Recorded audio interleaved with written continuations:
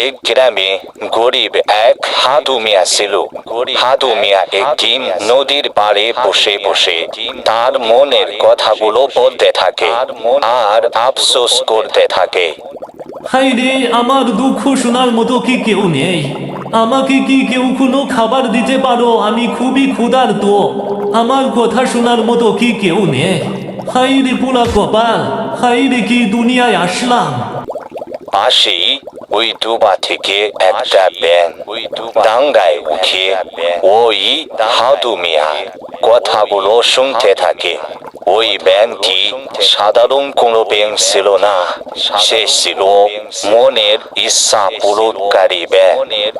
ব্যাঙটি হাদু মিয়ার ওই কথাগুলো শুনতে থাকে খুব মনোযোগ সহকারে। হাদু মিয়া ওই ব্যাঙটাকে বলতে থাকে, ও ব্যাং ভাই, ও ব্যাং ভাই, তুমি কি আমার মনের দুঃখ বুঝতেছো? তুমি কি কোনোভাবেই আমাকে একটু সাহায্য করতে পারো? আমি অনেক দিন কিছু খাই না। তখন ওই ইচ্ছাধারী জাদুর ব্যাংকটি তার মনের দুঃখ বুঝে তার সামনে একটা ফুলের 10 দারখানা বিছিয়ে দেয়। সেটা দেখে আলো অবাক হয়ে যায়। এটা তো কোনো সাধারণ ব্যাংক নয়, এই ব্যাংক তো আমার মনের আশাও পূরণ করতে পারবে। তখন হাদু মিয়া ব্যাংকটিকে বলে, ও ব্যাং ভাই, আমি খুবই গরিব, আমাকে কোনোভাবে কি সাহায্য করতে পারো? তাই যখন বলে সঙ্গে সঙ্গে ব্যাংকটি তাকে অনেকগুলো সোনা উপহার দেয়। সে এটা দেখে খুবই ঘাবড়ে যায় যে আসলে তো এটা সাধারণ কোনো ব্যাংক নয়, আমার ভাগ্য আজ থেকে পরিবর্তন হয়ে যাবে।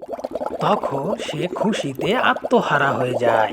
ব্যাংকটি তাকে বলতে থাকে, শোনো, এটা তোমাকে দিলাম, আজ থেকে তোমার দুঃখ দূর হয়ে যাবে। আর বেশি লোভ করবে না, বেশি লোভ করা মোটেই ভালো নয়।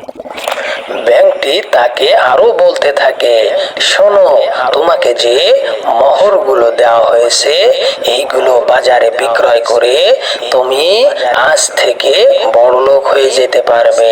ঠিক আছে, তোমার সমস্ত দুঃখ দূর হয়ে যাবে। বন্ধুরা, আমাদের গল্পটি কেমন লেগেছে? ভালো লেগে থাকলে অবশ্যই আমাদের চ্যানেলটি সাবস্ক্রাইব করবে।